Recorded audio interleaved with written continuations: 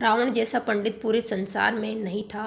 राम भी संसार के इस नीति, राजनीति और शक्ति के महान पंडित की प्रतिभा से पूरी तरह अवगत थे। यही कारण है कि जब रावण मरणासन की स्थिति में था, तब श्री राम ने अपने भ्राता लक्ष्मण को रावण से सीख लेने के लिए भेजा।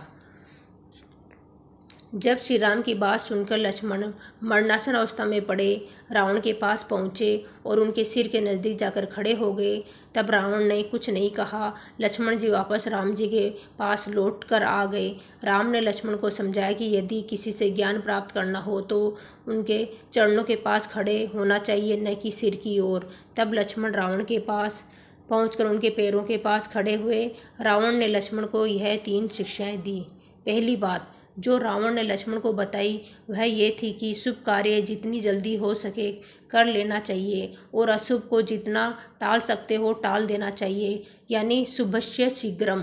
मैंने श्री राम को पहचान नहीं सका और उनकी शरण में आने में देरी कर दी, इसी कारण मेरी यह हालत हुई।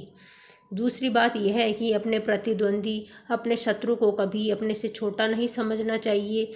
मैं यह भूल कर गया। मैंने जिन्हें साधारण वानर और भालू समझा, उन्होंने मेरी पूरी सेना को नष्ट कर दिया।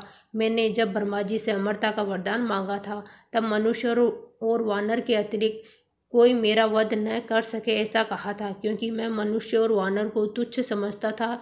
यही मेरी सबसे बड़ी भूल हुई।